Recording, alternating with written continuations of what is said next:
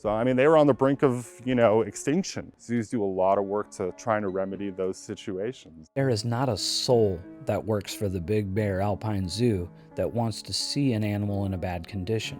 Anyone who believes that animals shouldn't be in zoos or that zoos shouldn't exist should come see for themselves.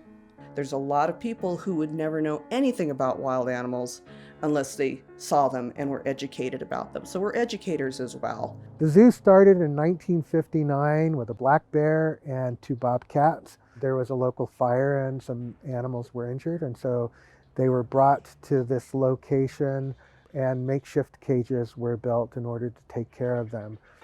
Over time, the zoo grew and the county took over through Parks and Recreation, officially in 1960, and the zoo has, during that period, focused on providing an opportunity for guests to see animals up close, and also the opportunity to rescue and rehabilitate injured, sick, or orphaned wildlife.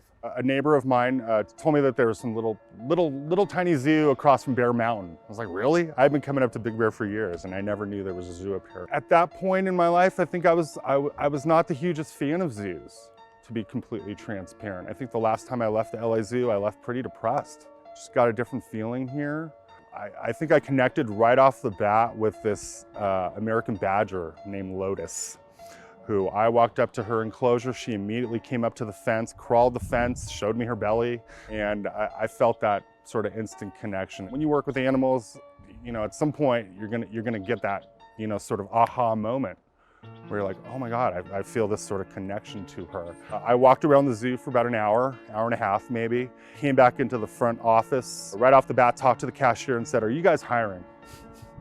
I found out when I got here that the zoo was really behind the times in a lot of different areas.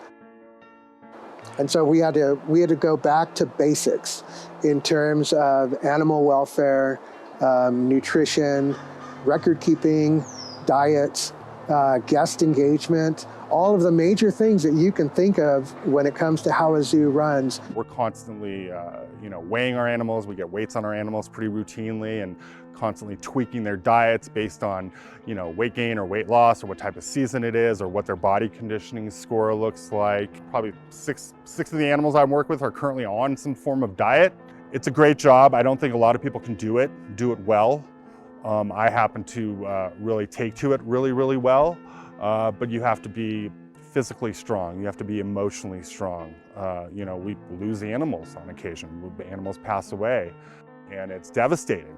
We bond with these animals. I'm with these animals more than I am with my pets. So when you lose an animal, you grieve for a few minutes or more, but then you got to go on about your day because I have 25 other animals that are counting on me to bring my A game, While the Big Bear Alpine Zoo is certainly awesome, it's not appropriate for every kind of animal. This clip is from our film Alpine Zoos and You. Watch the whole movie on Tubi TV, Fossum, Amazon, and here on YouTube. Link is in the description.